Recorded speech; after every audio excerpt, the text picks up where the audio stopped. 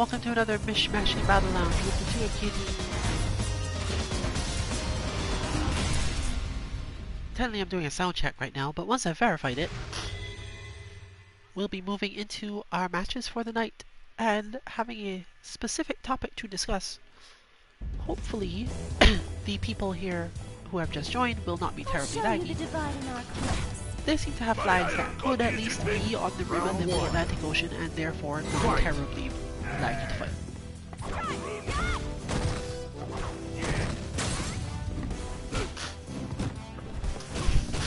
But even so, it comes down to even fun things because lag is actually a defining, lag also has a defining factor in whether or not a specific style of play works. And that is what we're discussing today.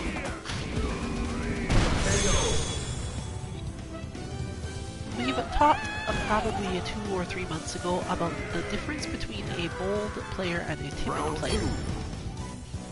But I kept on wanting to change the term timid because it doesn't really represent what's happening. A player could actually just be timid and like run away, but not every player who's playing in the way I was talking about actually did that. So it's important to clarify as much as possible.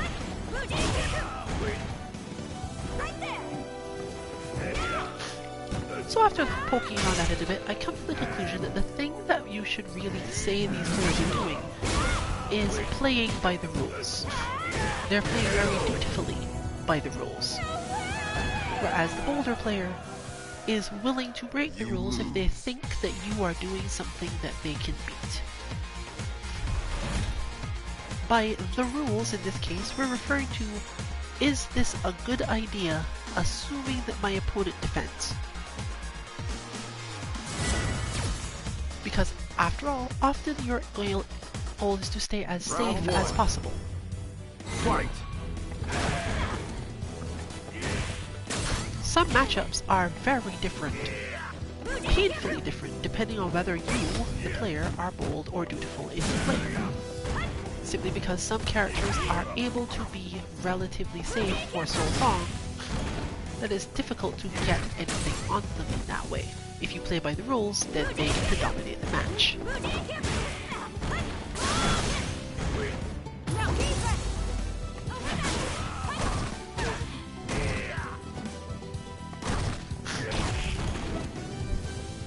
Well, it's not terribly laggy. And one of the ways you can tell whether or not a player is like this is sometimes by their character. Zangief players tend to be bold, because so many of his good setups and options rely on you just being willing to hit stuff. But they can be dutiful, making sure that they always stay in the right spacing, making sure that they don't leave themselves open too much, and so on.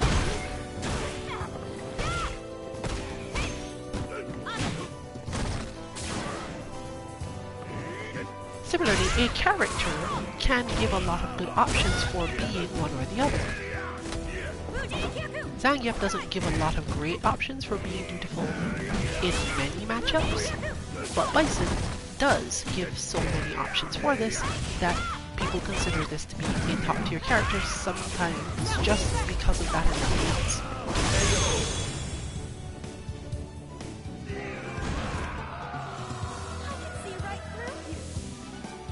Final round. Fight. We appear to have 4 people so far. I think this is currently our character select on lobby, so feel free to join in. We'll be a little bit short on spaces soon, but on the other hand, people might not stick around that long.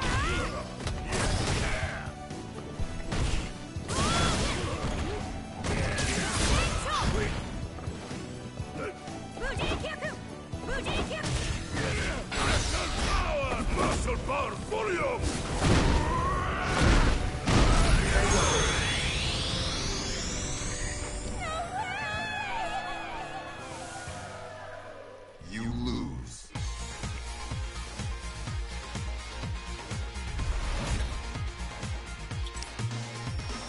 We already see an almost explosive play style from this particular Zangief. Once again, as mentioned, if you are anywhere on the rim of the Atlantic Ocean, if you're near to the coast of the Atlantic Ocean, you probably have decent connection to us. Good enough that you could hang around. Let's do this. At least check whether or not it's good enough for you to get good games.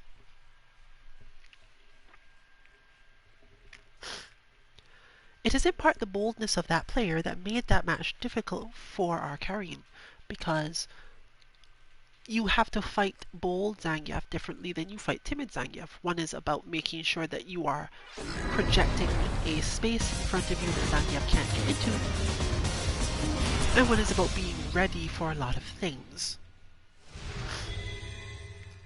Switching between the modes can be a little difficult, therefore.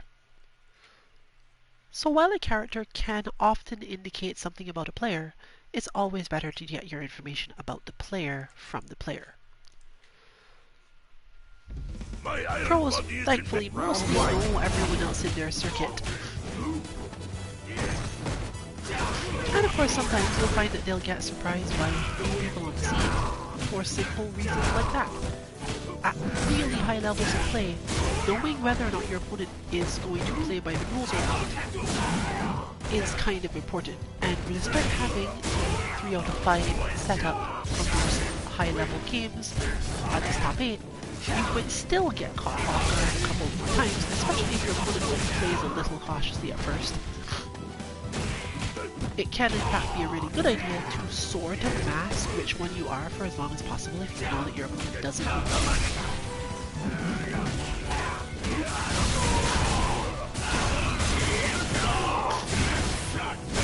And there's a demonstration of partially a reason why you might want to do that. Until you know whether or not your opponent is bold or timid, you can't be sure whether or not you should do certain things with your own style. I'm still going to be occasionally using the old term simply because it's already in my head, but I'll get there. So, once again, a simple explanation of what these things are about. A dutiful player is looking to be safe and do the correct thing by either the frame data or their past experience. And usually, since they're not terribly sure what their opponent will do, they tend to play in that way. I don't know what's happening. I'm not sure I can predict it. I'm just going to do the correct thing. Now, what the correct thing is in any given situation can be completely different. You could have a player who believes the correct thing to do is to uppercut. Or they could simply be so put upon and figuring, well, if I don't uppercut, I'm probably going to lose, that they do it anyway.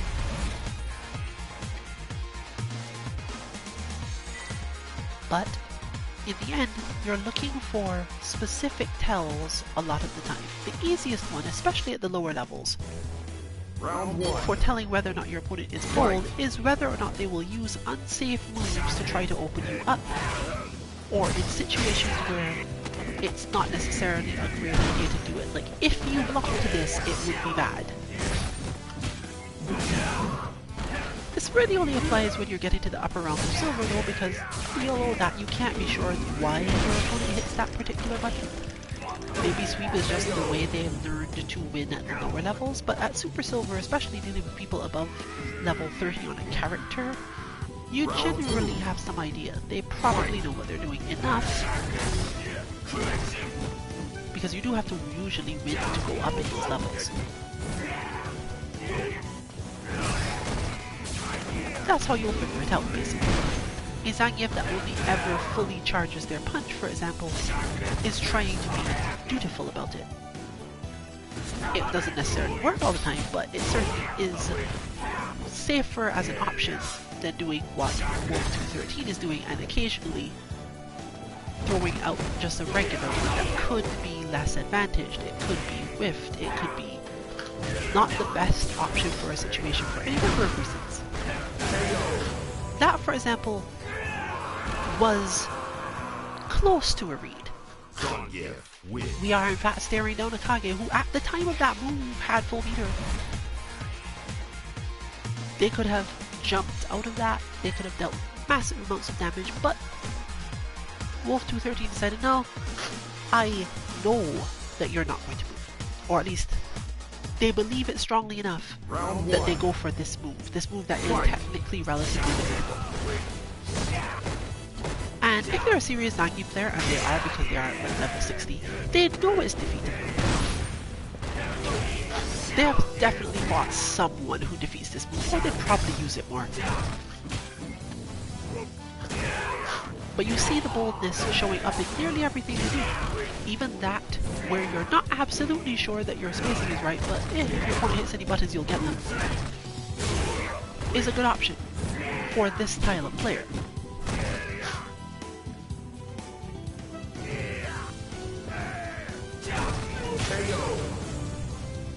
A Dutiful player, however, tends to learn much better defense. They're partially put on the defensive more often, but also they simply have more concept of what is correct, what is incorrect.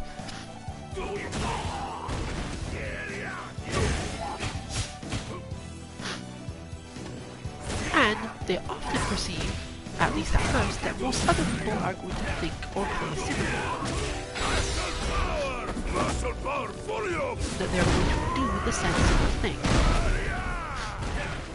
If you're Dutiful, it's often frustrating to fight someone who thinks they can break all the rules, and doubly frustrating if that person's right. But neither of these players seems particularly dutiful. They're just doing what they think is going to work, and accepting that sometimes it won't. It can be explosive. It depends on the characters a lot, because sometimes you just tend to pass each other in the night and miss entirely. But in this matchup, usually when someone is wrong on either side, big explosive things happen.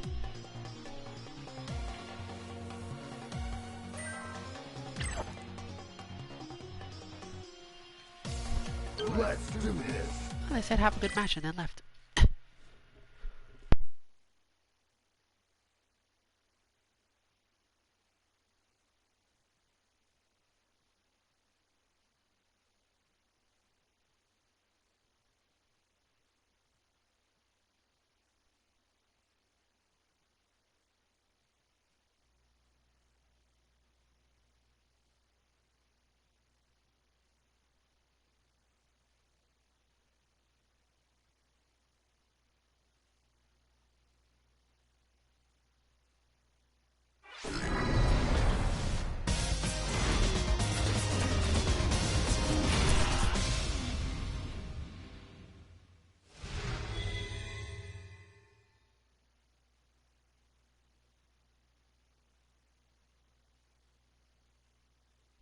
My iron body is in round one.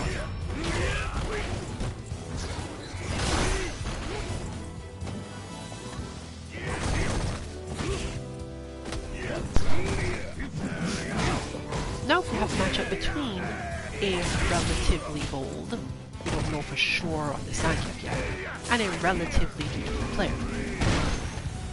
Just my works on specifics of it, but that sort of thing you just saw is precisely the sort of interaction they tend to have.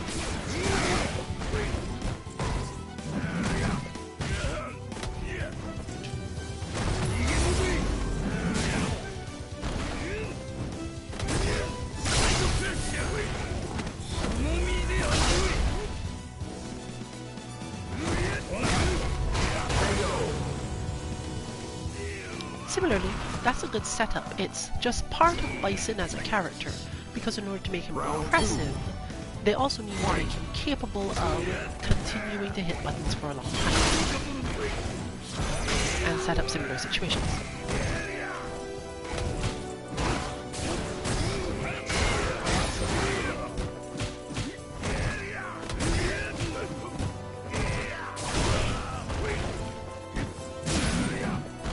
As we specifically mentioned before, this isn't really about whether or not you are an offensive-minded player or not. You can be a relatively offensive-minded player, but if you make sure that all of your offense is the correct thing to do and therefore mostly safe, then you are also technically a Dutiful player.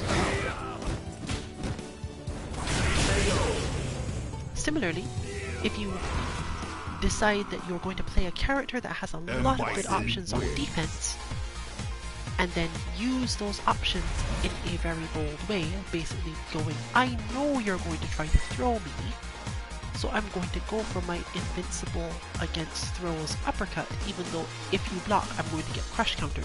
But I'm so sure that you're going to try to throw me, that I'm just going to uppercut you. Is the matter of having been thrown multiple times necessarily?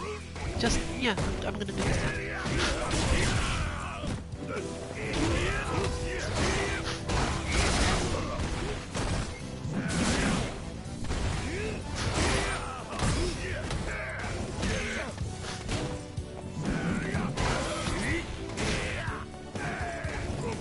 Bold players tend to learn more about hurt and hit boxes quicker. Not necessarily friendly, but specifically, at this range I can do this and it will help me.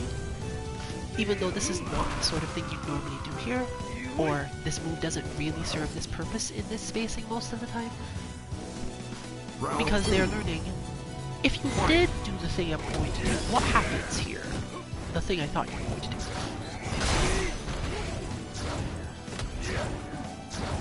And Zangief is a very good example of a character who can in fact play very defensively while still being exactly the style of character.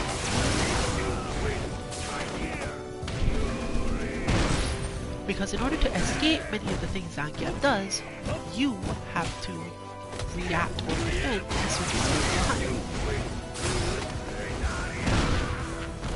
Sometimes the moves you are using or the options you are using will make it impossible to do that. But that still doesn't mean that the player is doing a safe thing, because in any situation where your choice to either block or wait and react would win, assuming you got the reaction first, then yeah, that's how that goes. Didn't necessarily, as the bold player, have a good reason to do the thing you did, other than feeling it out.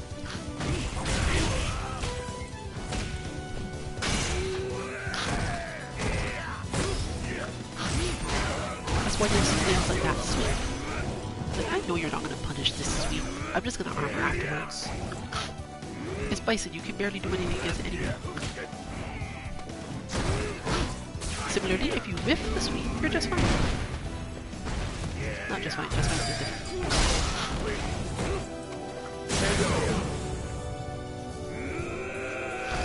The difficulty faced by Dutiful players is when the opponent's defense is too good, they actually have to take certain risks, and it makes it harder to open up the sort of player who understands a lot of situations. And the problem of bold players is often that once they are put on defense against an opponent who is going to keep playing safely, or just has generally clear ideas of what they're going to do, or a better understanding of character matchup, they'll often get confused or mixed up, and there's no time to be working out, hey, did I fail the execution of that, or does this not work? This comes up even more so in anime style games where you really don't have a lot of time for that sort of thing before the situation resets itself. Not necessarily because of lack of neutral, but because the neutral is very different.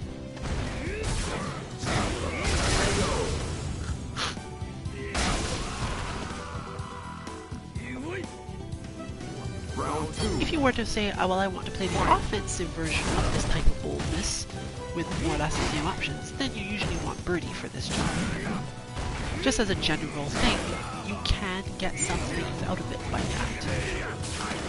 Birdie tends to have reactions to a lot more things with less effort in terms of their spacing and timing than Zangief.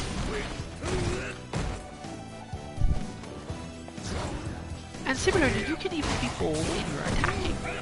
If you feel, my opponent is far enough away that I can react to something if I needed to, and my reaction leads to some benefit to me, then it would be in your best interest to defend if you thought they were going to keep attacking. But you're not defending because you don't know what to do. You're defending because you're so sure that you know what to do. And Sometimes this can be perilously wrong and result in you being destroyed. You learn as you go, though, which things are definitely going to lead to you getting into big trouble and which ones are not. Which is something that it takes a bit longer for the player to understand because often they are not sure whether or not the defense they are putting up is the best one. It's just available.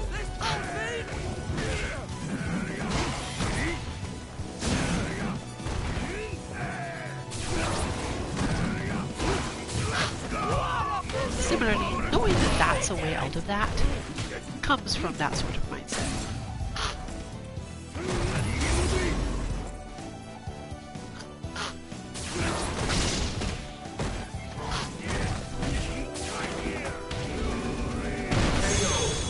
A good way to look at it is when we're talking true confidence now, Zangief. and bearing in mind that I am saying that because actual confidence is required. When on defense, the dutiful player is thinking, usually, okay, what's about to happen? How can I avoid getting into trouble? And the bold player is thinking something to the effect of, well, your move, because they're expecting to beat whatever it is you do, not necessarily to end up defending for very long. Let's do this.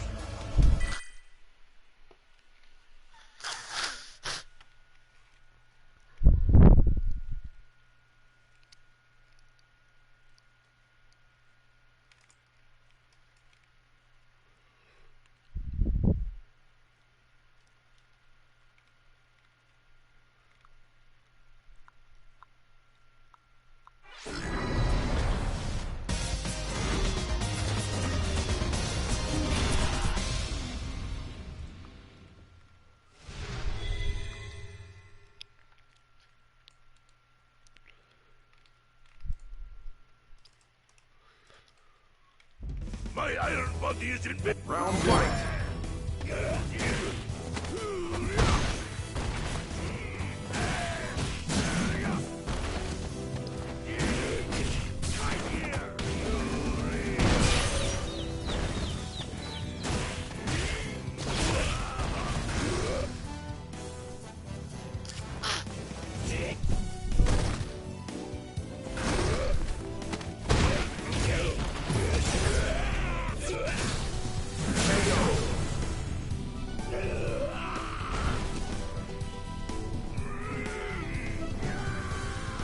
Round two. Fight.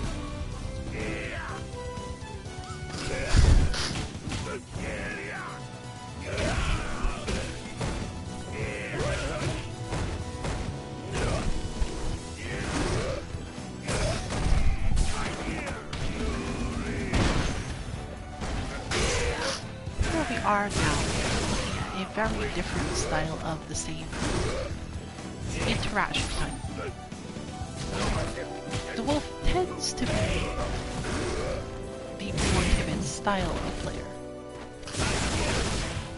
But this is thankfully, once again, helped by the character. Necalli has options that aren't necessarily all that dangerous to use.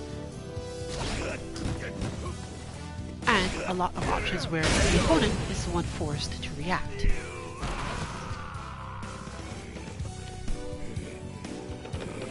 This allows a player who is generally dutiful and who doesn't always have the understanding of frame data or interactions to back it up to leverage their character's strengths to protect them from complicated situations instead. With the downside, of course, being, as we've said before, Necalli isn't like all about being strong or tricky to most situations or opponents. You have to deal with the fact that you have to play the very straightforward game quite a lot of the time, even if you do have the good setups.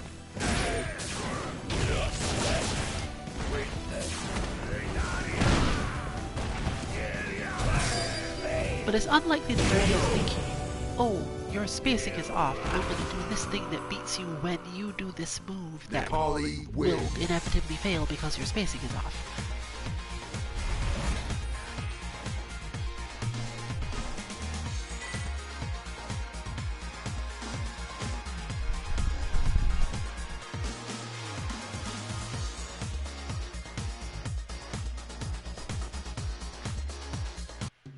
Round one. Fight!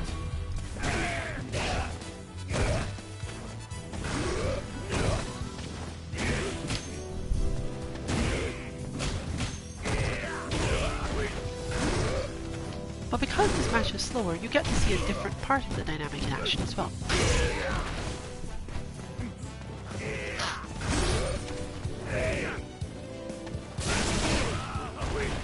Our Zangief often has to defend even more in this matchup.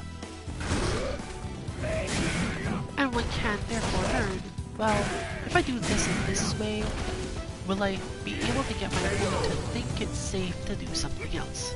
In other words, bold players are often tricky players, simply because they kind of have to.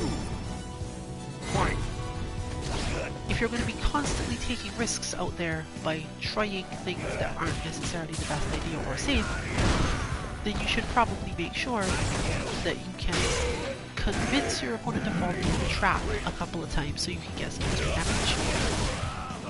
Because otherwise you really are just playing a guessing game the entire time, and winning by not guessing. Or hoping that you can't.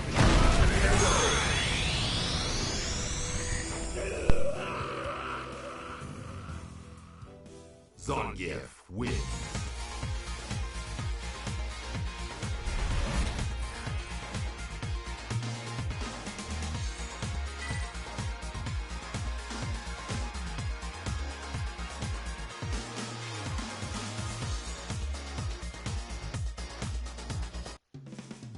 Round one. Fight!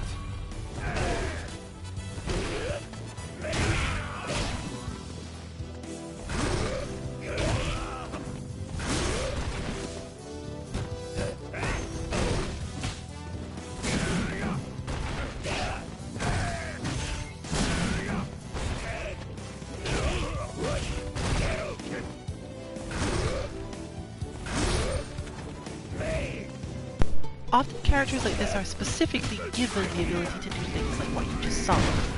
To jump or move in such a way that the opponent will attempt to counter it and miss or fail or cause themselves some other interaction that benefits the player. Zangief does have multiple jump arcs, some lead to very long strikes, some of them lead to no strike at all, and some of them lead to that. Making sure that he is anti-aired so low that by the time you land from the anti-air, you're the one getting punished. Round two. Fight!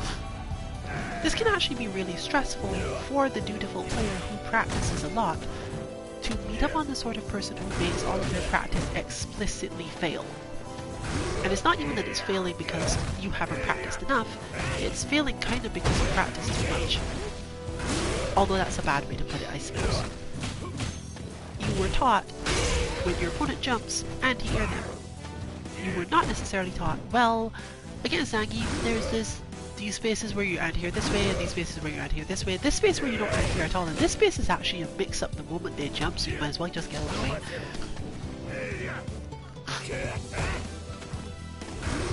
If you're not too confident in yourself, it can be really stressful to have to face it.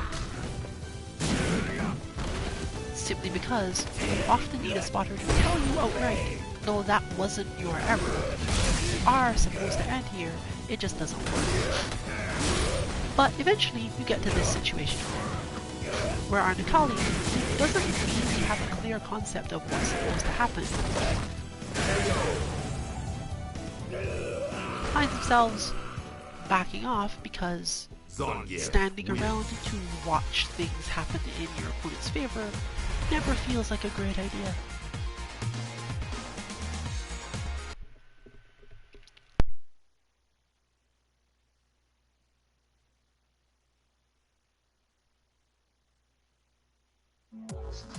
It's go time. Let's do this.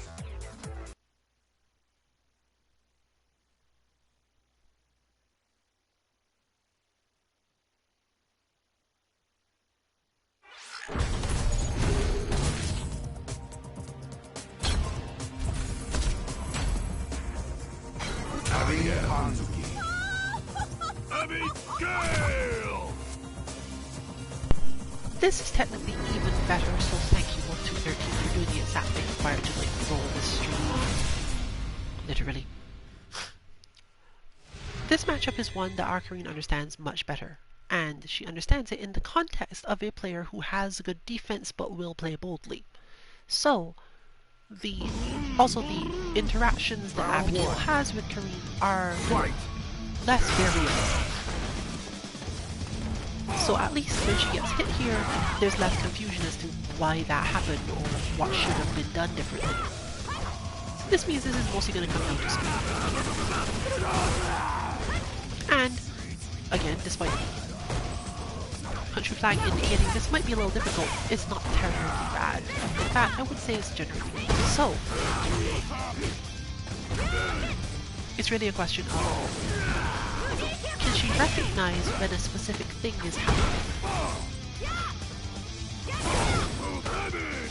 That is what I'm talking about. Because in order for you to decide, I'm going to back off and give Karine space. See a Seppo or something and have the time to react with an Abigail EX run. You have had to believe that was going to happen. Because she can easily just empty Seppo and then grab you, or she can empty Seppo and then jump. And similar things. Depending on the situation you're in, you can get out of a lot of situations for this matchup that way. So you see the player backing off, it's not necessarily, well, I'm backing off because I'm unaware of what to do against you. It's more so, I'm backing off because I figure if I back off, you're going to do this thing, and then I'm going to react to that thing, and then I'm going to deal damage. And you can usually tell when this player type is going up against you because the thing they'll do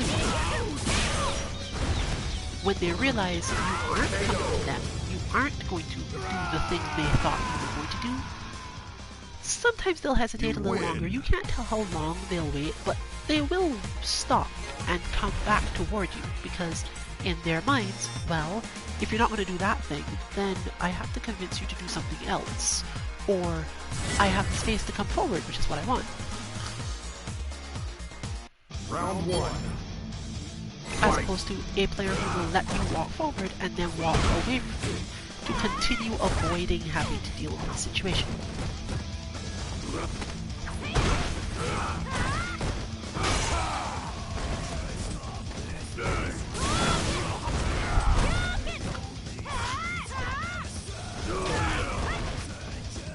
And because the matchup for this character basically involves Karine wiggling back and forth until she correctly hits the medium punch, it's kind of hard for Abigail to justify standing there. Because you can't react to a stand medium punch, that's why that's the matchup. You can guess that it's going to happen. You can reposition so that it misses, but then Abigail doesn't usually get much off that either.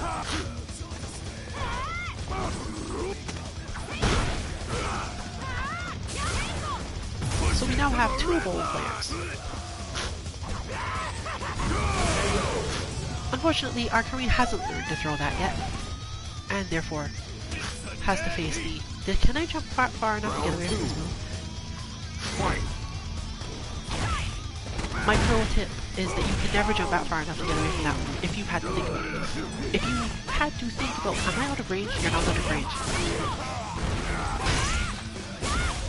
It's actually easier to just learn to throw it, honestly.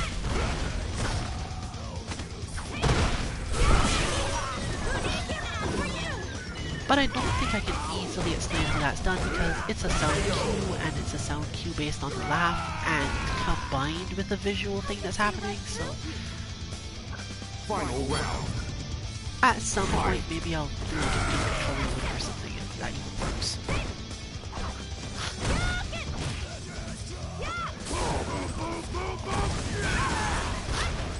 Similar boldness to just decide, no, I don't think you're good. I think you're actually just gonna let me run, so I'm just gonna run.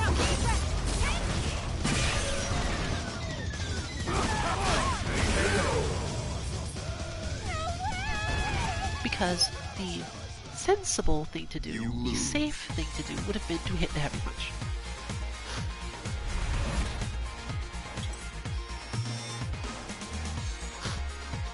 And just assume that that was going to keep you safe. Is Kareen, she doesn't have anything particularly like ready, so sure. Round one. Fight!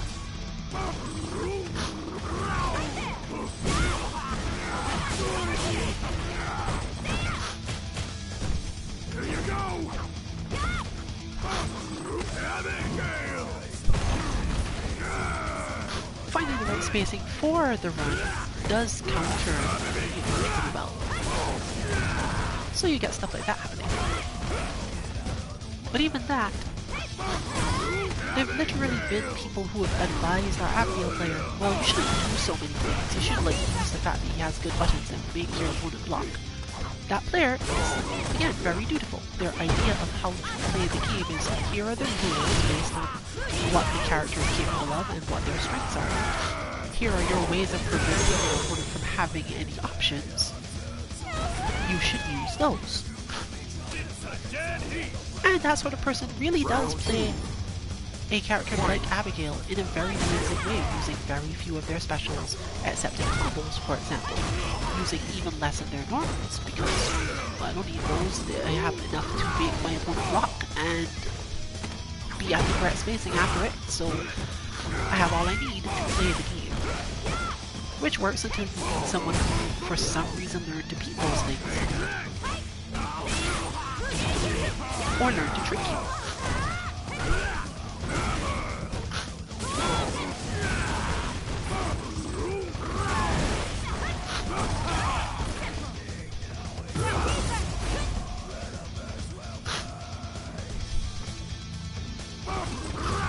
Same situation.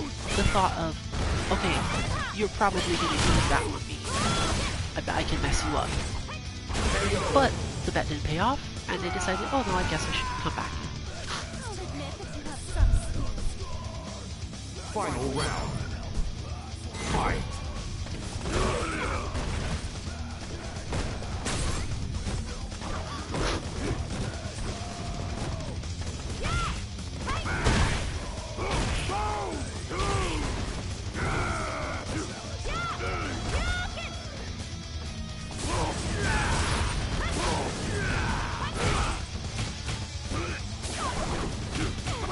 And the thing is, it's often correct to just assume that by doing this thing, you're facing a relatively good opponent, you're going to either lull them into a false sense of security, or, since you intend to trap them, you are in control of the spacing. They might not be paying as much attention to the spacing in terms of what they need to get right. And then if you suddenly do something explosive like EX run into Avalanche, having something ready may not be on their plate.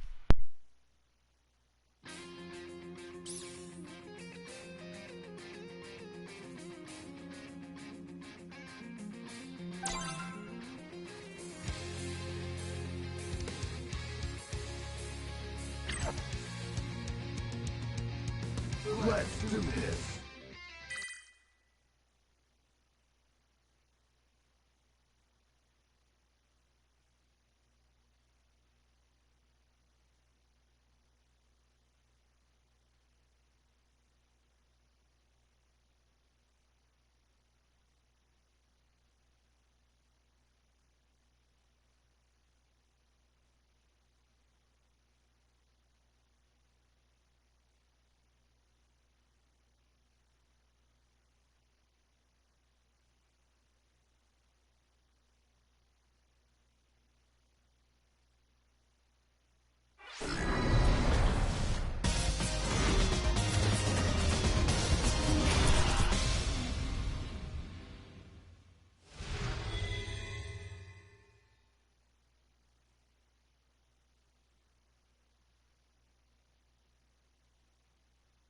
My iron body is invincible, so beware!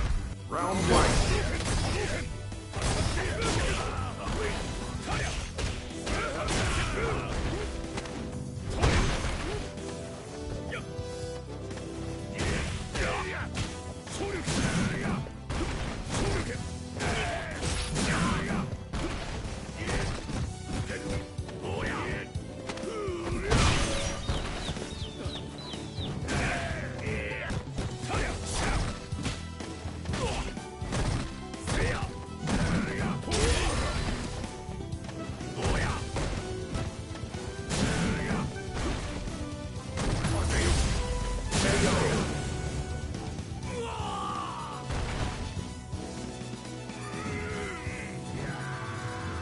Round 2. Fight!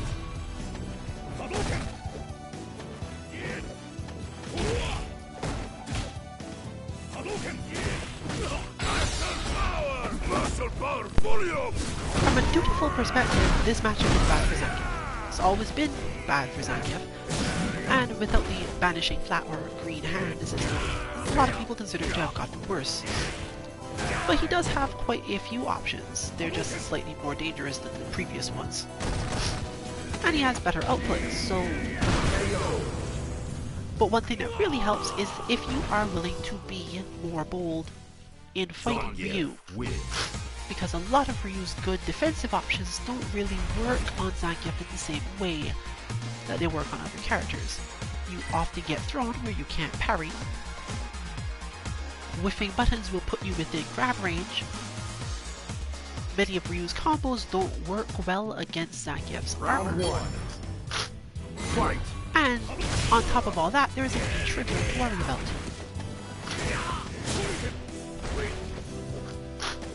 Zangief can, as Wolf is already demonstrating, sometimes just jump. The amount of damage taken there is not something that one necessarily cares about. So yeah, I got hit. But depending on your situation, that's not enough to be concerned about. You're better off continuing to jump just so your opponent has to keep on thinking about it. And that is another thing that the dutiful player is less likely to do. The idea of, well, it wouldn't be correct to jump because I keep on getting hit for jumping, so why would I do that?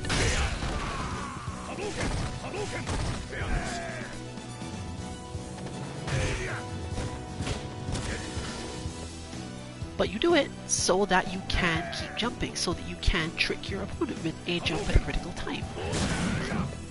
So that you can make your opponent think about other things. You see very clearly here, the jumps are almost perfectly spaced. These can be uppercut, surely.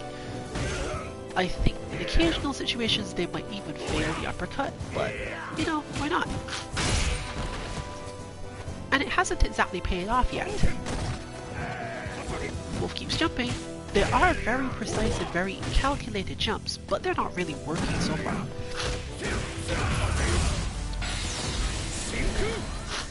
And sometimes you just have to accept that that's how it turns out.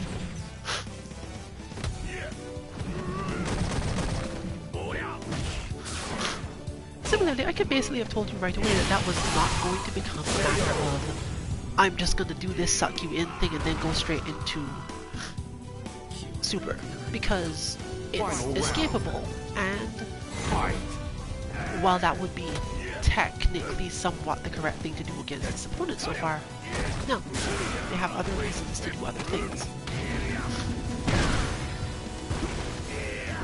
Plus it's easy to get back to full gear.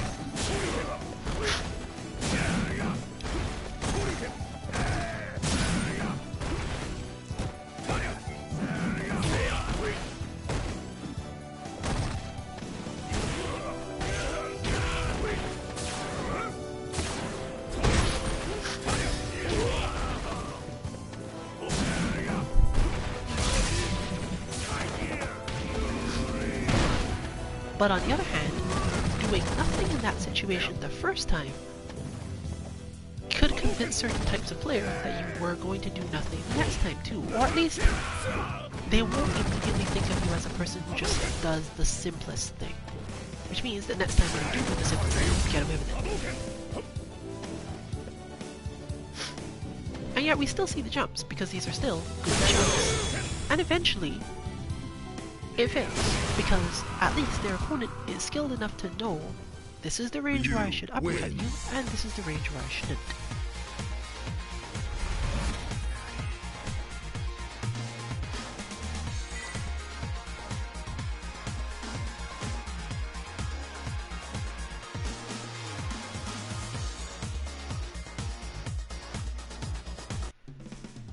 Round 1. Fight!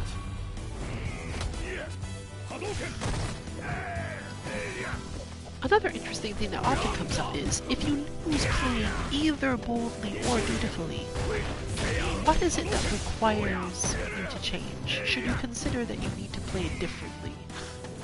most of the time, no. Most of the time you should be considering more about how your opponent gets other damage. Because if you've chosen to play dutifully and you get beaten in a way of getting opened up or thrown repeatedly, that isn't usually the part of the match where you messed up. It is a way that they got damage, but it's probably not the one you need to focus on. Similarly, if you play boldly and you jump every time because you think, well, I can eventually trick you, right? You probably didn't lose because you got uppercut. You probably lost somewhere else in interactions and should focus on what that was. It's usually something spacing related.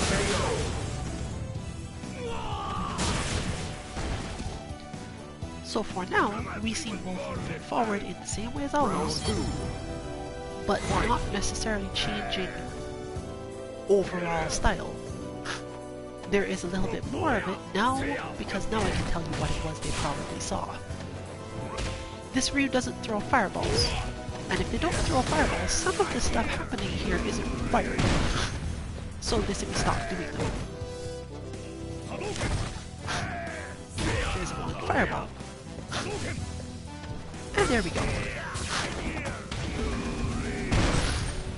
And technically, that's another thing. They're adapting quite quickly. It is entirely likely that those were thrown simply because of the realization of, oh, I probably should start throwing some fireballs before this devolves into that thing I don't want to.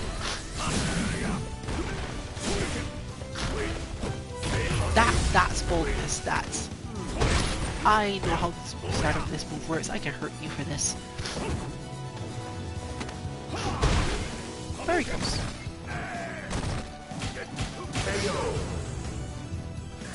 Poked to death. Zangief wins. But even beyond all that, you could take another look at this match and consider that from what we saw before, when Chiles con Huevos was playing Kage, they played in a very bold manner overall. When they played Ryu, they technically also played in a very bold manner overall. A Ryu that doesn't feel the need to throw projectiles, that is very aware of, this is the range where I should uppercut you, this is the range where I shouldn't, and uses certain options that you saw in neutral, counts more toward bold than dutiful, because dutiful often becomes a matter of, well, my character's options are to throw projectiles, I should throw more projectiles. Or I should use setups that help me utilize the things that my character is supposedly good at, rather than letting my opponent jump at me repeatedly. But they were bold and confident enough to go, not only can I let you jump at me, I will still correctly uppercut you when I am supposed to.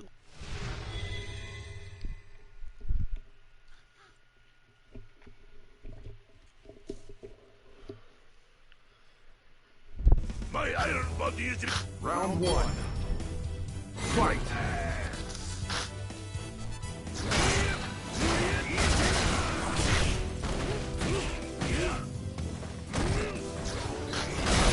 But you shouldn't necessarily try to change the way you play in order to make anything work for you. If you find yourself being the sort of player who is dutiful, you're not really supposed to change that part of your style overly just because it's not working in a specific match. Because it could be not working that way against the player, it could be not working that way because of a matchup in line with the player, or you might just not have the correct amounts of material and used up too much or something, or quote, forgot to use it properly.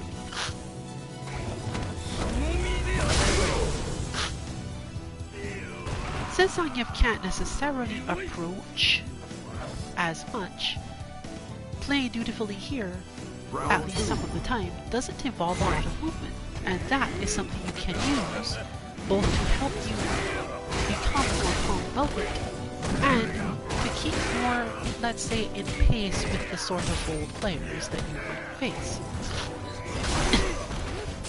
After all, you're much harder to trick if you are very calm and watching your spacing, recognizing that the situation suits you. Sometimes this will cause the bold player to do nothing, similar to how you are doing nothing. But at that point, that's where the dutiful play comes at an advantage. You can't be tricked, your spacing is correct, therefore you can't be beaten. This again depends on the character. Some have ways to use meter to just get to you, but that's not how the Zangief match works for the most part. Zangief has to do certain things to get this positioning. And really, I'd expect poor use of the fact that Bison's anti-airs here aren't always the greatest.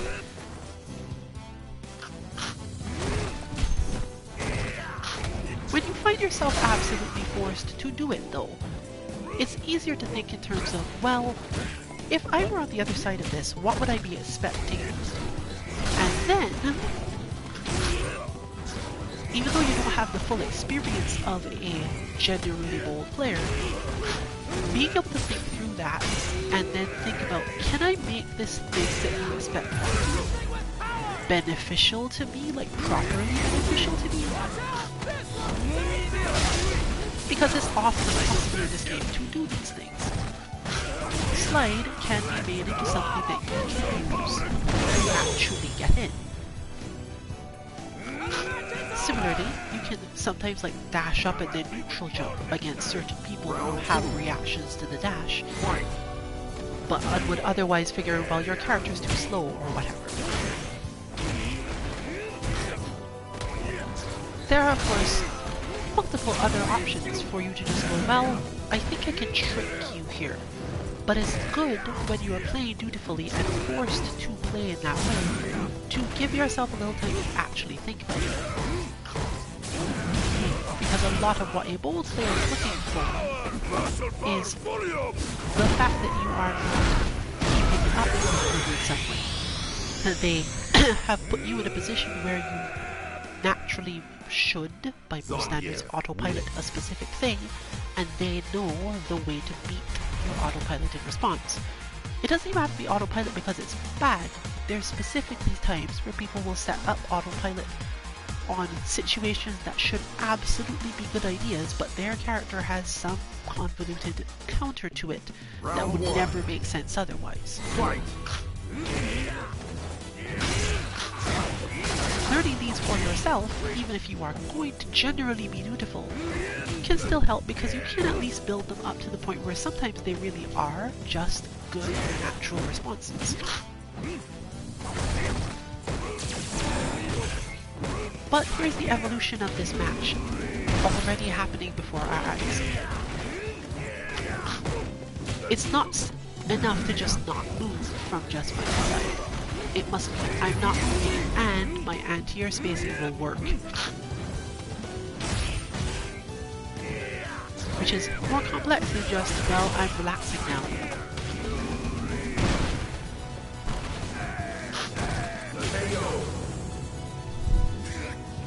This is why corner guard has to be trained separately regardless of your style. If you are dutiful players, generally you should stand at the perfect spot for corner guard. And if you are bold, you can mostly do what you want, but you have to understand your opponent's character and their goals. Much more so than if you just move to the correct spacing and wait for them to use their automatic method out.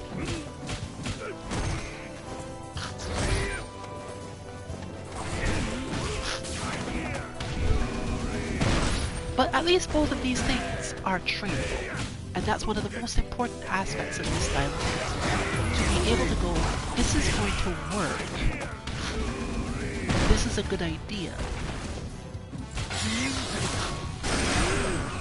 And this is not going to kill me.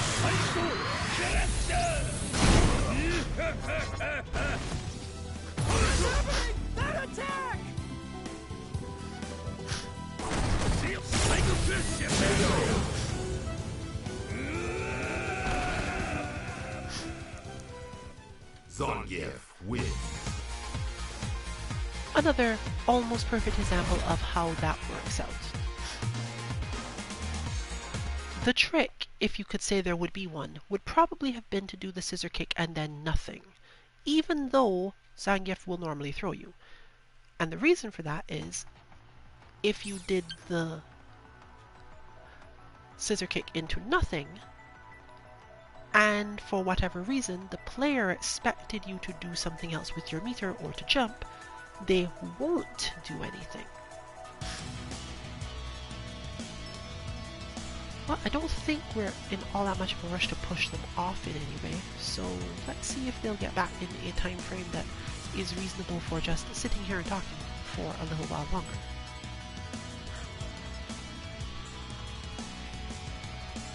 One simply can't win in those situations fully. If you've ever watched high-level play between, for example, Magical and Tokido, you will notice that they win more or less evenly, even though they'll still play mostly in those ways. Tokido changes styles a little bit based on whether or not he's playing Akuma or Urien, but generally if he's playing Urien, he will play more dutifully, because Urien is a character that benefits considerably from doing so.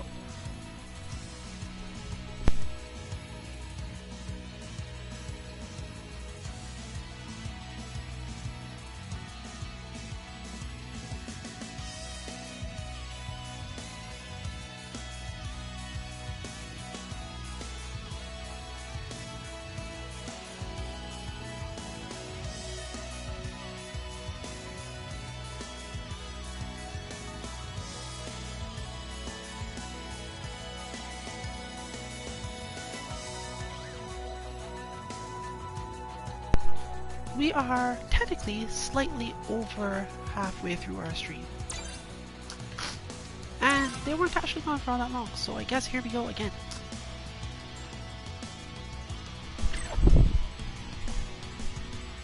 I'm probably going to have less to say here because of the nature of this matchup. A bolder Necalli would be looking for specific ways to deal with Zangief stuff, but because Zangief's defenses are so relatively all-encompassing, like you have to trick the Zangief player, then Wolf will either have to play a different character to make this more interesting and therefore something I talk about, probably, or I guess the Wolf would. But we see the same characters, Eruption Power, Crawling Beast. Okay, this is more or less the same. But having the Crawling Beast available does at least increase options for setting up situations of that type. Unfortunately, Zangief doesn't actually care about that move as much as you might think he does in many situations. Because he can in fact armor it, and if he armors it, then it triggers the same things that lets him hit you at other times. He does have to be quite quick about it though, and he does have to realize what is going to happen and beat you out overall. So we are getting to see something somewhat interesting simply because the Wolf can use that to spice up the matchup and force Wolf to go into a type of defense that isn't necessarily here. Zangief can in fact just get around the Crawling Beast in a different way, and just having enough meter to do so will probably solve most of the issues. But, for now, there's also that. Using up the meter puts us back at, I have to at least consider this move a problem, instead of, I could maybe do some things. I don't remember the exact timing for it though, because I know that he is not armored low. There's just some weird interaction you get where he does the EX from the bear grab, and it somehow manages to resolve the problem. I'm not sure though. It might be that he does it out of the armor, as you've just noted. He can't just armor this move. Knowing when to armor it and when to block it though is difficult.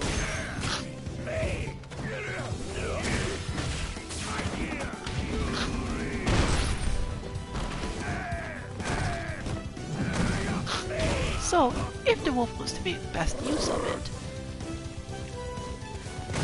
it has to be in that sort of way, where you've not really given Zangief an opportunity to do a lot of different things,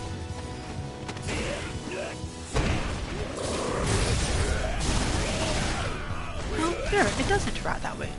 I forgot on why though. I guess because strictly speaking it is a mid. Either that or it happens at the very beginning and you're supposed to do it when the crawling beast is right in front of you. Which means that it's not always a good idea to do it. You can't just run through it. And even if you can, using it as a response means your opponent is just going to neutral jump your bear grab. So we're already seeing rapid changes, even though I didn't really expect there to be much of it. However, given those, I do expect them to taper off. And I expect them to taper off because no matter how many times you have this interaction, it doesn't really benefit the wolf to keep it up in the same way every time.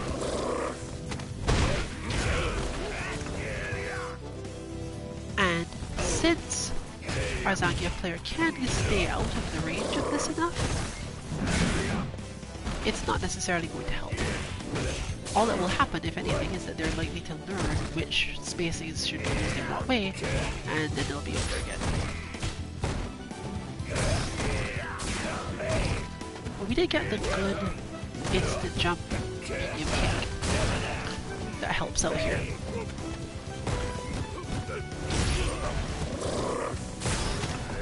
Nope.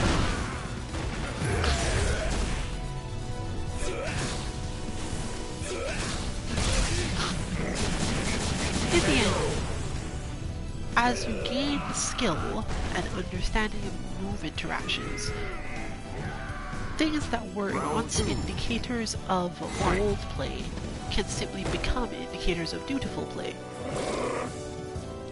And it can be difficult to tell when things have shifted, but not terribly difficult. After all, once you're at the level where people are responding to your crawling beast correctly with EX running bear grab, there are other things going on in the match that are sufficient to show whether or not things are dutifully or boldly.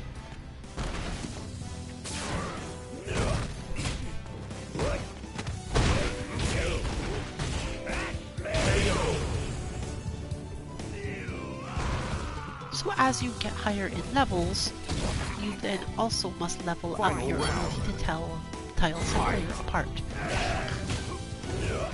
This is of course separate from the original style of player thing that we were teaching, because this is more about the emotional status of any given player.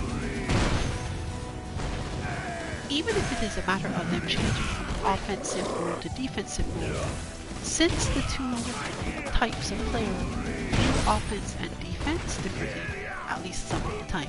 Blocking is pretty universal.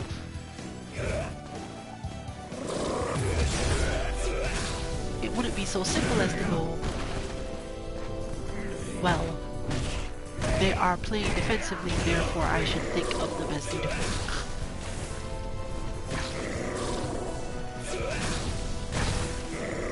Here we have Wolf 213 playing quite defensively, but they're really just looking for the moment when the Wolf messes up something somewhere that they can take advantage of, or even do that, just set it up outright.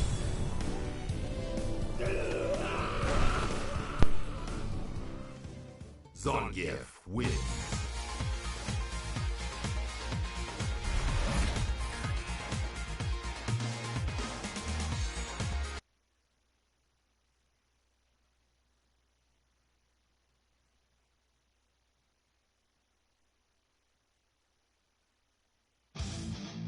It's go time. Let's do this.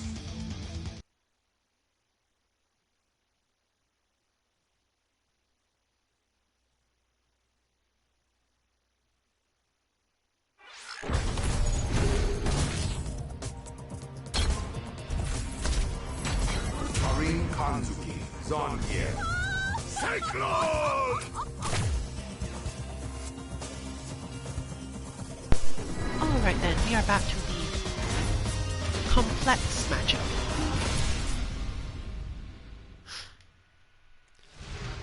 It would take probably the rest of the stream to explain how to do this.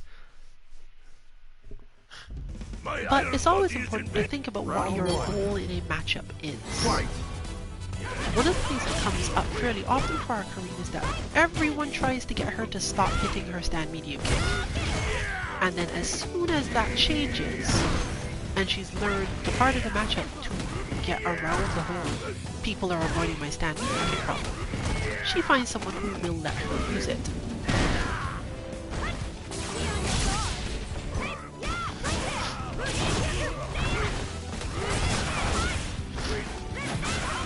Fortunately, she also remembered this time to change her trigger. The rushing attacks really help with punishing Zangief and getting into the correct spacings. So, you're going to see, again, something a little more interesting. Similarly, the Zangief player has changed their V skill to one that deals with Karine a little better. But still, not so much so that it's likely to be a blow-up.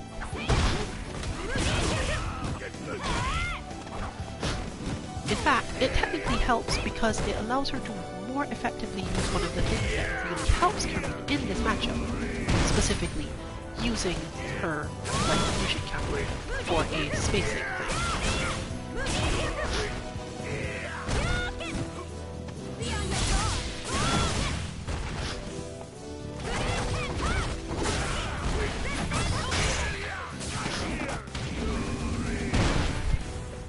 And that was a little bit unusual. Went in a little too hard, but it's okay. I feel like that was not what she meant to do. Either way, you can see that the match has already changed quite heavily because of the way that the players have decided to take their options to each other's playstyle more so than to the matchup. Yes, changing to Gurrenkin is a matchup change, but Karine often manages quite well against Zangief players with her other one because they tend to be more defensive in a specific way. Speed though. Still, having the Gurrenkin available changes a lot of stuff.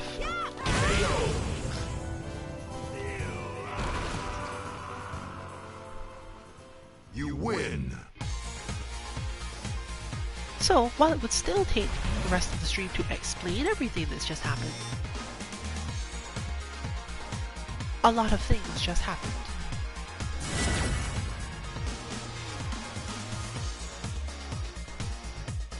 Round one. The way that neutral is being played has changed. The specific intention of every player's movement has changed. And the requirements and expectations of their interactions have all changed.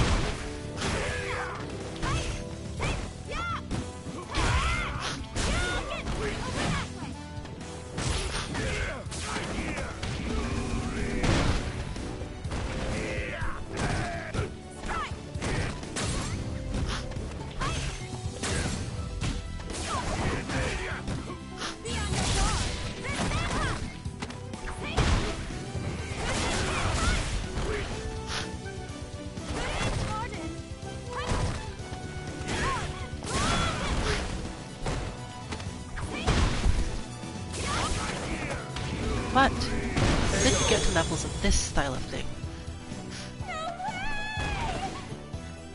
And eventually you get to who is actually faster here. Round two. Because the other problem you face against both players is that you really often find yourself facing options that people would just not risk using otherwise, or don't consider worth using otherwise. And since those options are often quite strong and tend to beat a lot of different things, invincible moves and similar, you will find yourself facing people who will outright teach you that this beats this other thing that you just never knew about. Or did know about it, but didn't know it worked in that situation, or that just didn't think anyone would ever do it. You lose. Fortunately, our bots help both player styles more or less equally.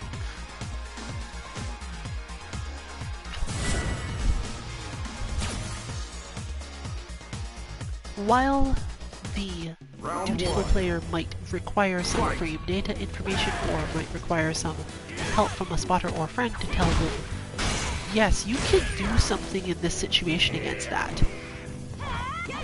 The bot behavior it's a bot. It's not going to change the way it does things. You can absolutely put yourself in a situation where you can use the bot for practice, and therefore learn a lot of different situations where your thing works, and all the situations where it fails. Whereas the bold player often guesses from the other side. It is a relatively safe space to consistently attempt new ideas on, let's call it defense, but usually it's just reactions. Or even to realize, well, you're on offense, but I thought that move beat my offense.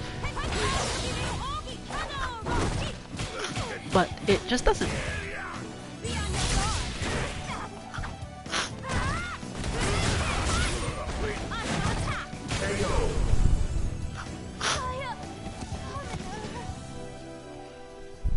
You lose.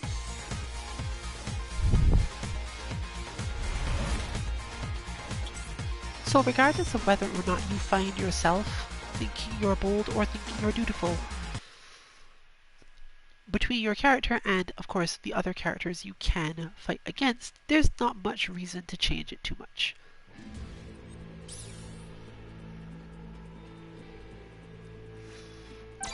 You can feel free to try to get your most benefit out of using the bots anyway, just that some of us go into it beforehand with frame data information and decision making based on that, and some of us do the opposite. Go into the bot to find out what works and then check the frame data or whatever afterward.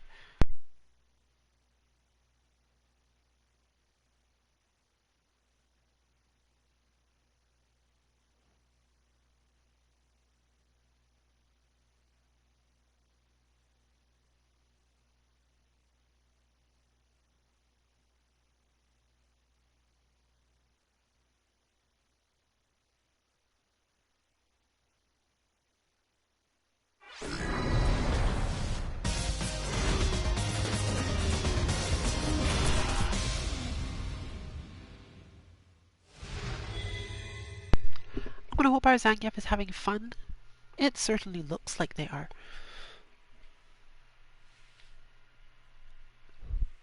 And, as noted, with the changes they made to certain aspects of rollback, when you're at this level of play and don't have really precise frame responses you need to have to things, this is good enough.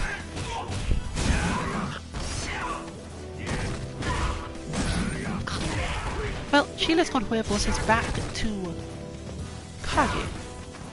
And while this matchup isn't terribly hard for Kage, it is complicated. Because it mostly relies around finding the right spacing to perfectly do that, similar to how Karine can sometimes perfectly do Late Mujin. The problem being, of course, that Zangief can just armor that move, and you have to convince him not to armor it. Round two. Fortunately, we do see a trigger 2 available, which will help somewhat.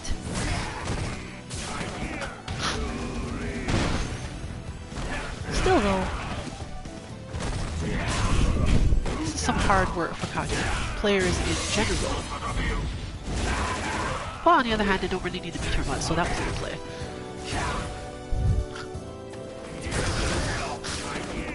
That doesn't work terribly well because, again, you have to be ready for what Zangief is trying to do, more so than what Zangief appears to be doing. And he has just enough range to make the crouch medium kick game not particularly effective. If anything, I would probably suggest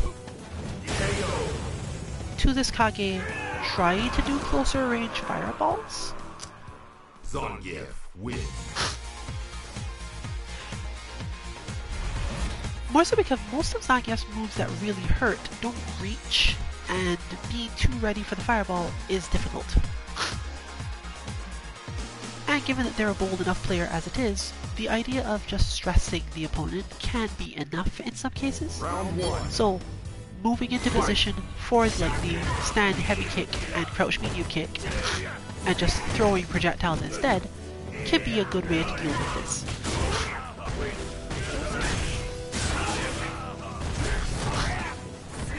Red Fireball will also work, but not in the same situation, so it's kind of hard to say.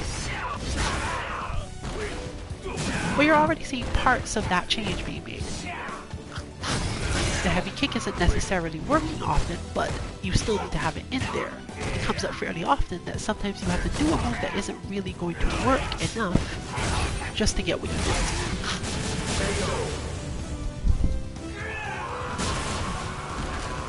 This is another situation where the timing of certain techniques and tactics in the match matters a lot.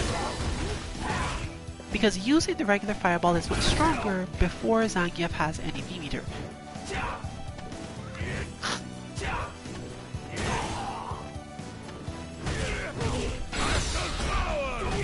Did he get it?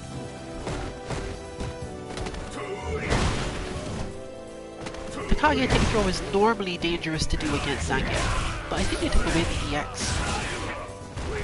SP needs throw invincibility anyway, so technically you could probably just do this if you wanted to.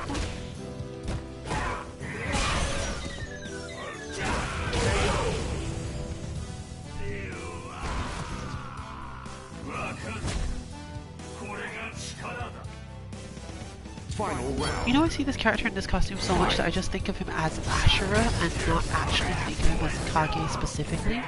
Not when he's in this costume, I mean like overall. He's just, the character is just Ashura to me. Which I guess is probably a good thing because Kage is kind of fun.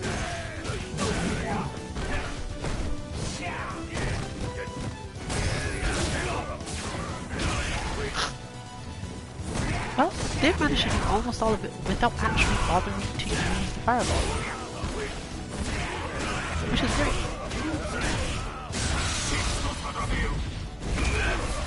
In this case, I'll go ahead and say arrogantly that it's not really that the fireball isn't required, it's more so that the Zangief has not chosen to use the counters to what is happening now, despite generally being bold about it. And sometimes that sort of thing happens simply because one is expecting to see it. Both Thunderstorm and Lariat will beat a lot of Kage's neutral. And while they are somewhat dangerous to do, they're not terribly dangerous to do against most of Kage play. Especially when he doesn't have a lot of meter. So, technically speaking, this is the part of the match where Kage needs to throw the projectiles, and where Zangief can't beat the kicks as easily.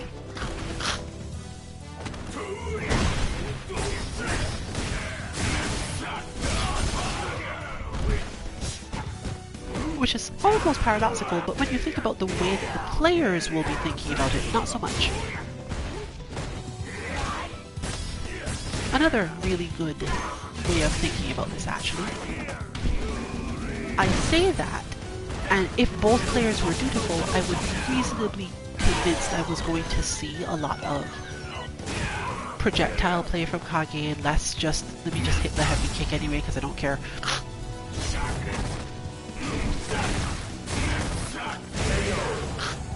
Yeah, that sort of person. The sort of person that goes, oh wait, I don't need to let you finish the uppercut. I can just hit you now. Round 2. Fight.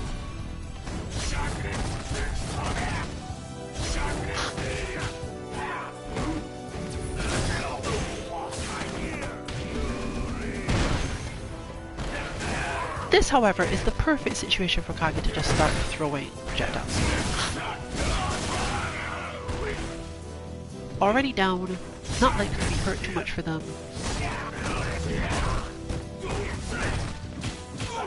As compared to that, for example. That could have been way worse.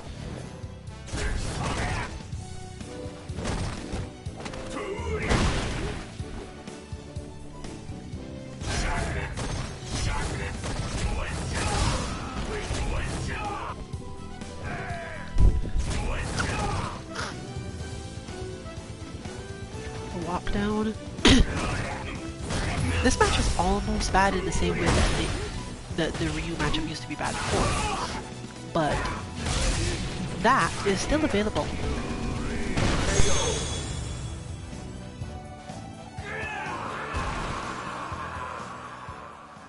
Zangief wins.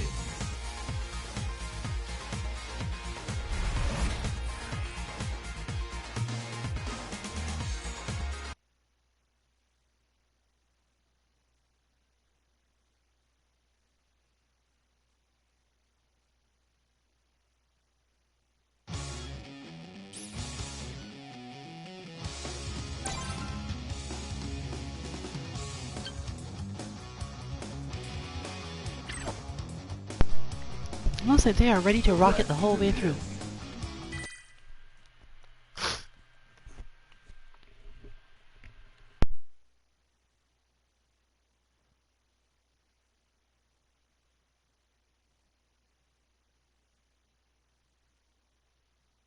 And that means we're most likely going to close up stream once Wolf213 leaves.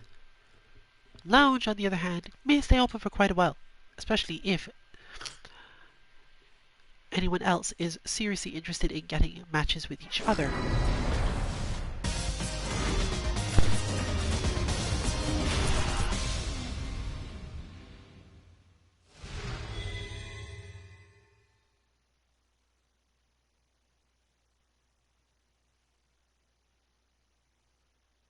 My iron body is round one.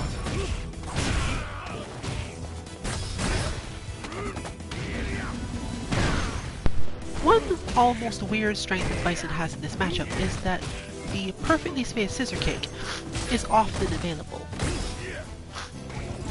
This does not necessarily help a lot because Zangief can just armor the move, and armor is one of the few things that just beats perfectly spaced scissor kicks. But having it as a main option, especially when the main thing you want to do in the matchup is set up situations where your opponent wants to throw you and you can just jump out of it, can be really good.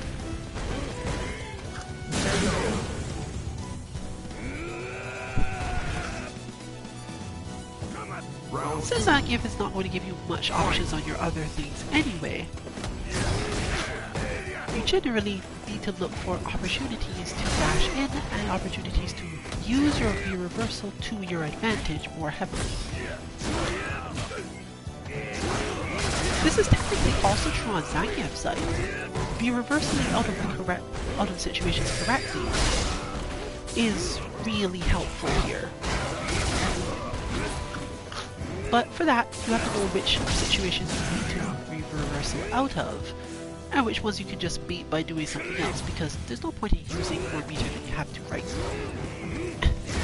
Bison isn't terribly susceptible to the V trigger anyway though, because he has nothing really that he does that makes it a good idea to use it.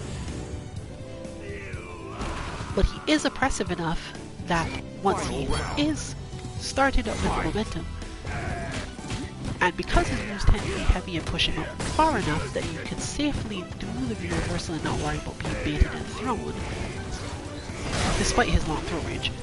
I don't think Zangief does much to help extend his hurt boxes into the throw range, so until you're cornered, you can just use your trigger, your V reversal instead. It's probably better to do that.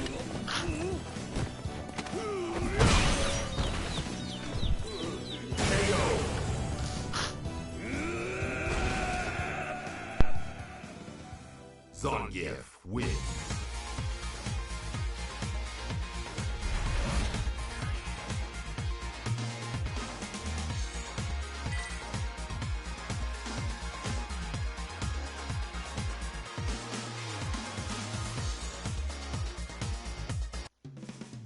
Round one. Fight!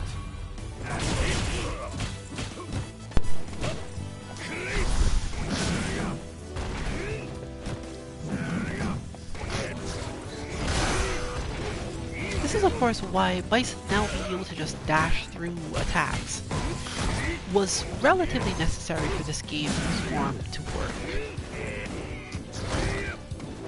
There are just some times where you know your are absolutely certain that your opponent must keep attacking, but the gap is large enough that you can just dash through it.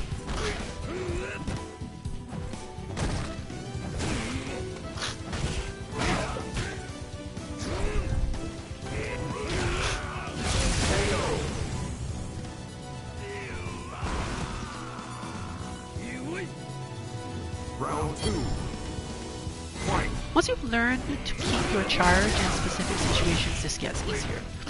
Convincing your opponent that you don't necessarily have Scissor Kick ready and in quote-unquote stock is kind of important for getting the perfect spaced ones.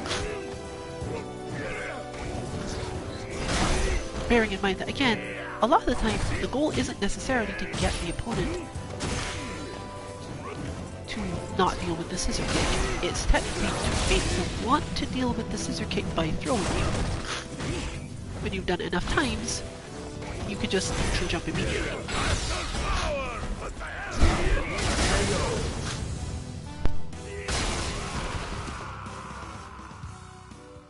And Bison wins.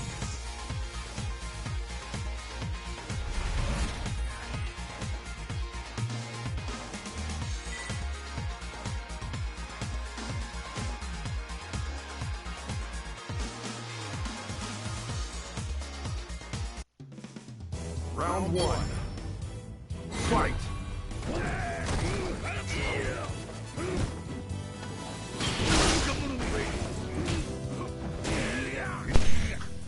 We also have another there, just showing off perfect explanation of what certain tools are used for in this sort of situation. If you do your head stomp and you get away with the head stomp for whatever reason, you can use it to position yourself perfectly from there. Understanding what exactly is perfect for an optimal spacing is hard, but once you know it, you don't really have to have your goal of I'm going for head stomp now to actually be I'm going to actually land this hit. Just to not get like air SPD'd or lariated more or less.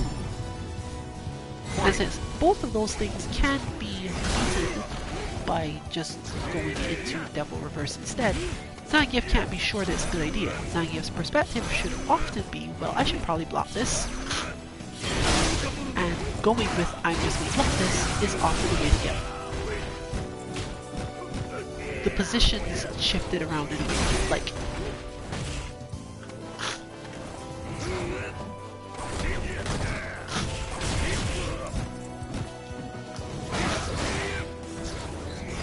Oof, the hard whiff punish.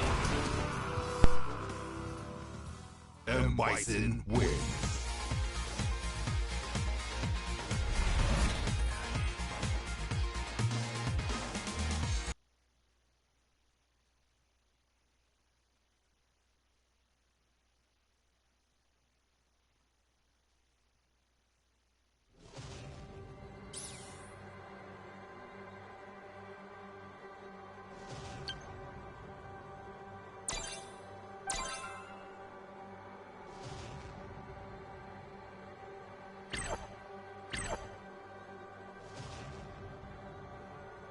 Let's do this.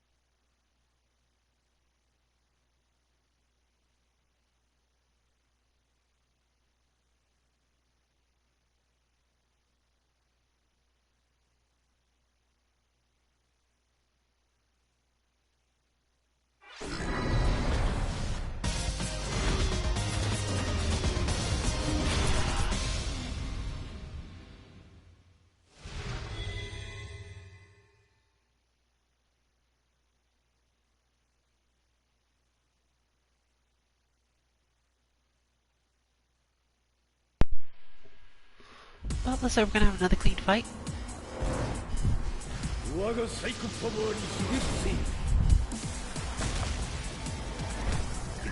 But as mentioned, the knowledge itself is likely to stay open even if we close up the stream fairly soon. How long will stay open? Hard to say. After all players in it have been in it from pretty much the beginning.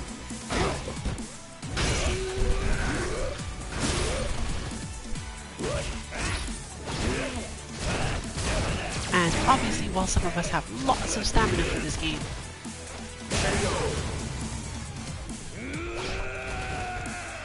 minutes is about the point where some people stop seeing benefits, and benefits are the things that we often care about.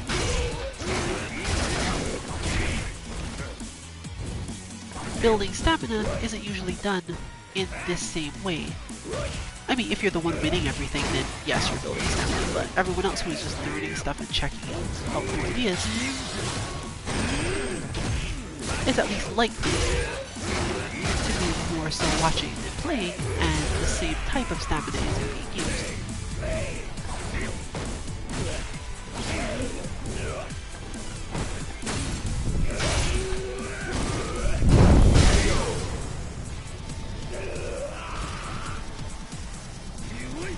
Final round. It is a new year though, and as a result we're probably going to have new content. Obviously, as King of Fighters releases around February, that will probably get some space then. But just the general, we have more time to play. Most people will in fact spend the holiday season, whatever the holiday is, with their families. But new year, new rules, back to work, or back to training, or both.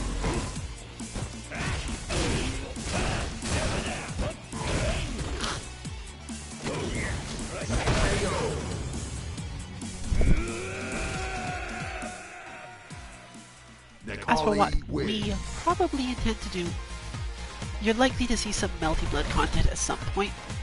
We're not necessarily going to be bringing back Under Night much, though we'll probably still be playing it.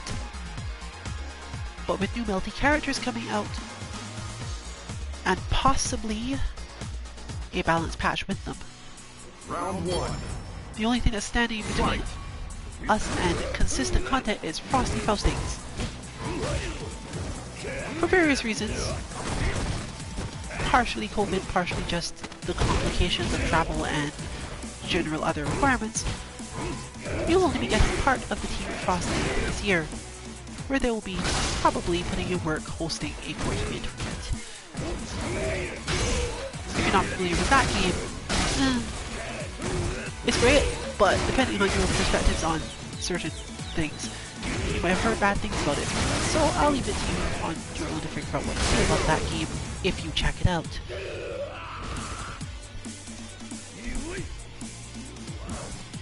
Therefore, we're expecting to have our usual additional nights of content when people are available for them, which has been largely our limiter thus far. We also finally think we should play some Absolver. We were not definitely going to do this before because the game is no longer being updated. It's not exactly a game that most people who play fighting games other than, like, Dead or Alive would necessarily have much interest in, and it's not really a game where you can definitely say this is balanced and it's going to stay great.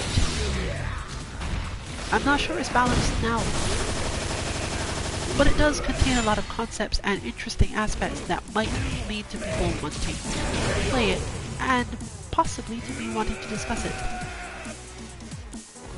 Final round. Fight. We're not sure what day the Absolver gaming will be. If it happens, it's probably Tuesday, because we tend to take a break on Wednesdays from streaming. But it's all going to depend. Somehow I feel as if Melty Blood is the thing we play on Wednesdays if we play anything. And similarly, that might be a Thursday thing. But if one more game does manage to get its way in, it'll probably be Dead or Alive again, in which case that was already well known to occupy the Thursday slot.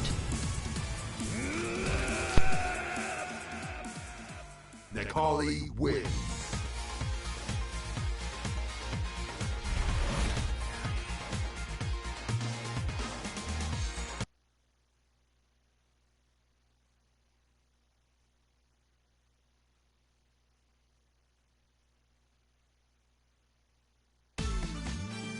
It's go time.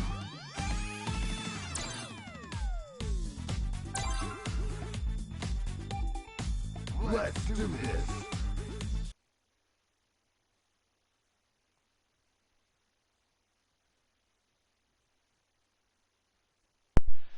I didn't really make up any commentary for that match. It's usually complicated simply because it's one of those things where the rhythm ends up being the thing that matters. Necalli gets a lot of mileage out of hitting certain buttons because Bison's preferred spacings. Bison gets pushed out of preferred spacings by Necalli's attacks fairly often, and with a relatively slow walk speed and a jump that doesn't help, let's say, it can be a bit harder to just beat the concept of Necalli hitting more attacks. It is therefore one of those cases where you actually usually have to backdash out and then try to reset your situation. But if you were playing extremely boldly, you could look for some other craziness too. I have none to suggest, since I'm really not sure that just doing random Psycho Inferno is a good idea.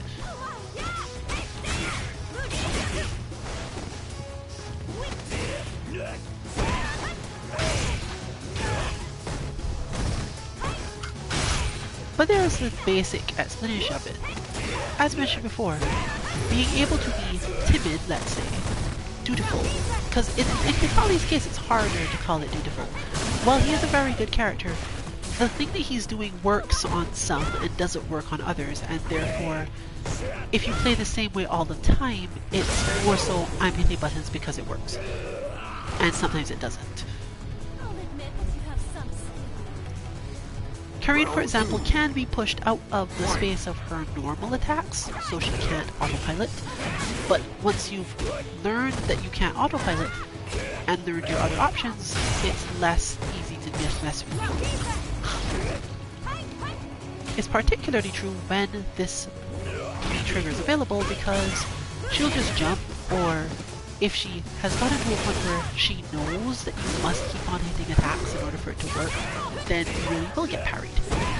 And that's a defensive parry rather than setting up the offensive one, which doesn't tend to work as well in this matchup for our Karine simply because the opponent is usually waiting for it. The wolf will generally just stop doing that though, which means that just activating the parry is enough to get control of the match. Something that comes up a lot and came up when the move was first introduced. In fact, one of the first streams to demonstrate it was of Shax, one of the top players in the UK, just beating everyone up, but not by actually using the parry, just by having it active so that they couldn't do certain things.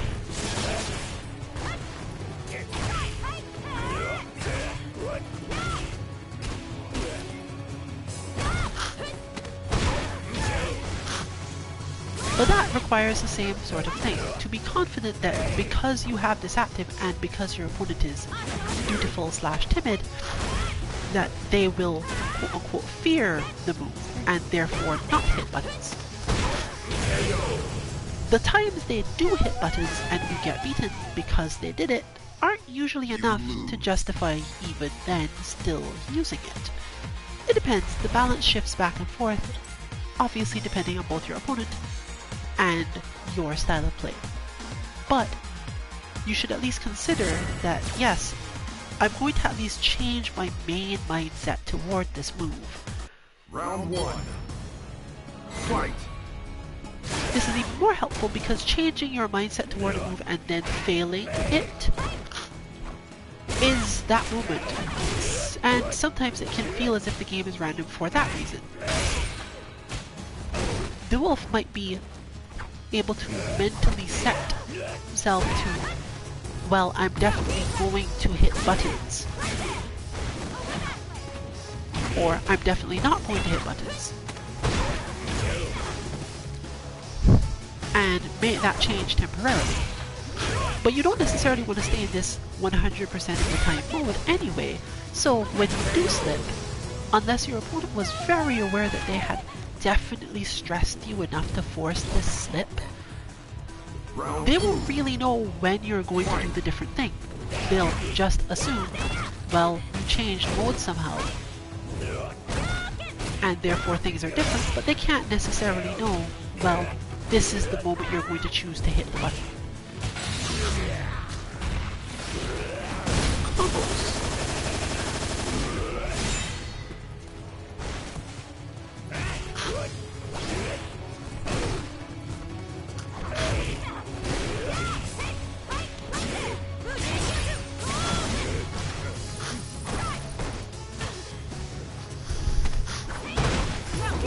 Still.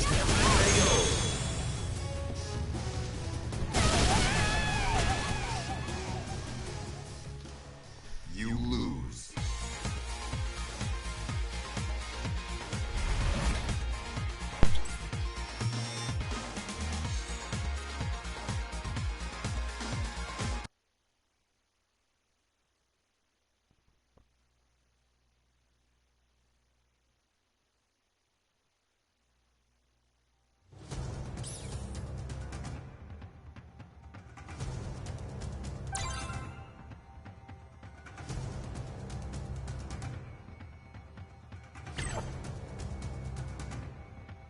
Let's do this. And here we go into our last, probably blistering, on-screen match of the night. Given everything, I expect that the lounge is more so going to stay open for maybe another 30 minutes, and you'll get some matches with whoever stays that long. Don't expect to be able to find it too much longer after that. But as at least two of the people in it, whether they're tired or not, are not direct members of the team, you might find them wandering around. And they might still be interested.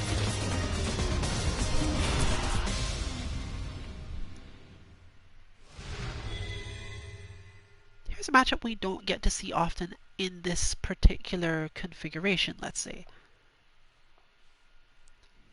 While Kage players would seem as if they'd usually be bold, a lot of them aren't. At least half, I'd say, are, as you'd expect, not particularly so, and will more or less hit buttons and try to find the absolute safest thing they can do. Now, when you have armored moves, specifically Kage's charged B skill, is that the B skill being used today? Round one. No, actually. So there's not much point in thinking about it now. But generally, that move is good enough to get you through Necalli matches. Although I suppose this one is technically even safer. And part of the reason for that is Necalli 1 doesn't punish it terribly well, to having a very slow command grab, and not the greatest range on it, and doesn't have a particularly damaging uppercut. So being able to just get out of the way and still attack can be really helpful. As opposed to, you know, sitting on the ground and hoping that Necalli doesn't do something weird. Round two. Or neutral jump you and get big damage.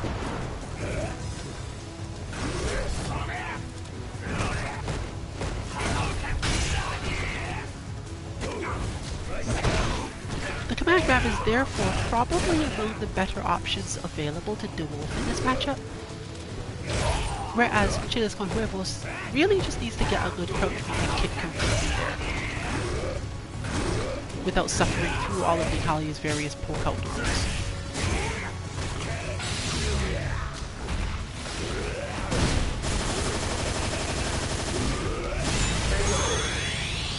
Dutiful has been using the explosive damage afforded by the meter much more often, and it's been paying off in lots of ways. Final round.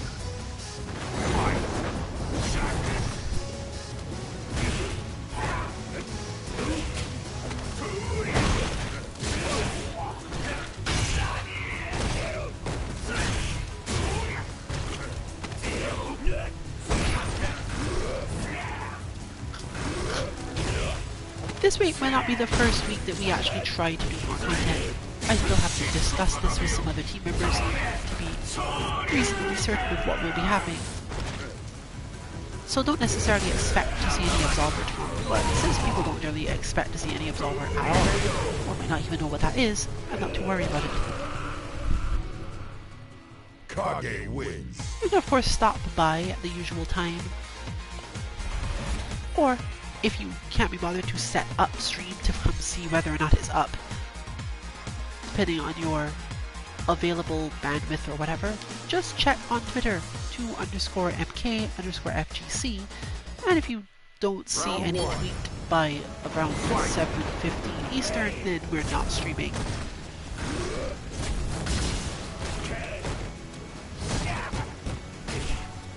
We don't necessarily plan to put out the prototypes for our melty bots on Twitter either, as they're kind of weird to explain and complicated if you're not particularly familiar with Melty Blood. In terms of Street Fighter, we've always done it because it's a little bit easier to understand the scenarios in Street Fighter, and because people got used to it. If you understood what our bots were for in the first place, you probably had enough exposure to Street Fighter bots. But if you aren't necessarily a follower of our Street Fighter content, there's a lot to understand before any bots make sense at all. You will be able to find them all on our website, 2-k.org,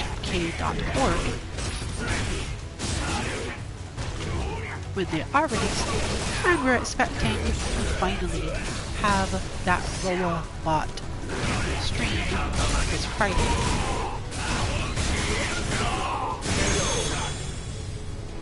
Yep, mystery.